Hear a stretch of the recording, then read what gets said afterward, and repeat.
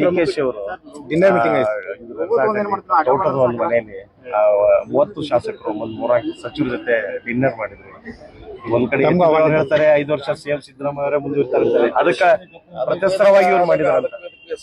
ದಿವಸ ಪಾರ್ಟಿ ನಡೀತೇವ, ದಿವಸ ಅವ್ರವ್ರ ಗ್ರೂಪ್ನವರು ಒಂದೊಂದ್ ಕಡೆಯಲ್ಲಿ ಸೇರ್ತಾರ, ಊಟ ಮಾಡ್ತಾರ. ಎಲ್ಲಾ ಕಡೆ ದಿವಸ ನಡೀತಾರೆ. 3 ಕಡೆ ಯಾರು ದಿವಸ ಶಾಸಕರು ಸೇರ್ತಾರೆ. ಇದಕ್ಕೆ ರಾಜಕೀಯ ಮಹತ್ವ ಇಲ್ಲ ಅಂತಾರೆ. ರಾಜಕೀಯ ಚರ್ಚೆ ಪ್ರಶ್ನೆ ಇಲ್ಲ. ಅವ್ರವ್ರ ಊಟ ಮಾಡ್ತಾರೆ. ಹೀಗಾಗಿ ಅದಕ್ಕಿಂತ ರಾಜಕೀಯ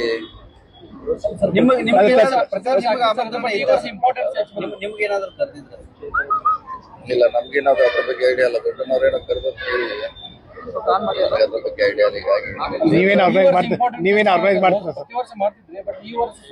ಇಲ್ಲ, ಕಾಯಿ ಮುಂದೆ ಸಲ ಇನ್ನೂ ಹೆಚ್ಚಾಗ್ತದೆ. ಅಧಿವೇಶನಕ್ಕೆ ನೀವೇನು ಆರ್ಗನೈಸ್ ಡಬಲ್ ಆಗ್ತಿದೆ. ಈಗ ಮುಂದಿನ ನೀವೇನಾದ್ರೂ ಔತಣಕೂಟ ಮಾಡ್ತೀರಾ ಶಾಸಕರಿಗೆ? ಶಾಸಕರು ಸಚಿವರು ಮಾಡ್ತಾರೆ.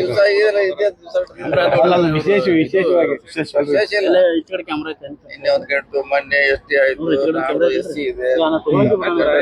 ಈಗ ಸ್ವಾಮೀಜಿ ಅವರು ಏನು ಸಿಎಂ ಆಗಿ ಸಿದ್ದರಾಮಯ್ಯ ಮುಂದುವರೆದ್ರೆ ನಮ್ದೇನು ಅಭ್ಯಂತರ ಇಲ್ಲ. ಆದ್ರೆ ಬದಲಾವಣೆ ಆದ್ರೆ ದಲಿತರ ಆಗ್ಬೋದು, ದಲಿತ ಸಿಎಂ ಆಗ್ಬಹುದು, ಅಥವಾ ಜಾರಕಿಹೊಳಿ ಯಾರಾದ್ರೂ ನಮ್ಮ ಮೆಂಬರ್ ಇದೆ. ಪರೋಕ್ಷವಾಗಿ ಡಿಕೆ ಅವ್ರು ಆಗ್ಬಾರ್ದು ಅಂತ ಅವರವರು ಹೆಚ್ಚಿನ ವ್ಯಕ್ತಿಗಳಿಗೆ ಅದು ಆಗ್ತಿದೆ.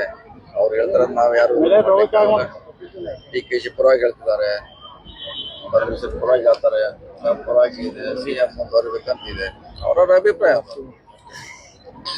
ಸರ್, ಸಾಕಷ್ಟು ಸಮಸ್ಯೆಗಳಿದ್ದಾವೆ. ಬೆಳಗಾವಿ ಇರ್ಬೋದು ಅಥವಾ ಈ ಉತ್ತರ ಕರ್ನಾಟಕ ಭಾಗದಲ್ಲಿ ಸಮಸ್ಯೆಗಳ ಬಗ್ಗೆ ಚರ್ಚೆ ಆಗ್ತಾ ಇಲ್ಲ. ಬರೀ ಡಿನ್ನರ್ ಪಾಲಿಟಿಕ್ಸ್ ಈ ರೀತಿಯಾದಂತ ವಿಚಾರದಲ್ಲಿ ಸರ್ಕಾರ ಮಗ್ನ ಆಗಿದೆ ಅಂತ ಹೇಳಿ ಬಿಜೆಪಿಯ ಆಗೋದು 7 ಗಂಟೆ 8 ಗಂಟೆಗೆ ಅವಾಗ ಅಧಿವೇಶನ ಇರೋಲ್ಲ. ಅಧಿವೇಶನ ಟೈಮ್ನಾಗ ಚರ್ಚೆ ಮಾಡ್ತಾರೆ. ಅವ್ರವ್ರ ಕಷ್ಟ ಏನಿದೆ ಕಾನ್ಸ್ಟಿಟ್ಯೂನ್ಸಿ ವೈಸು, ಜಿಲ್ಲಾ ವೈಸು, ಅದನ್ನ ಹೇಳ್ತಾರೆ. ಸರ್ಕಾರ ಉತ್ತರ ಕೊಡ್ತಾ ಇದೆ. ಸೊ ಡಿನ್ನರ್ ಏನಿದ್ರು ಆಫ್ಟರ್ 8 PM.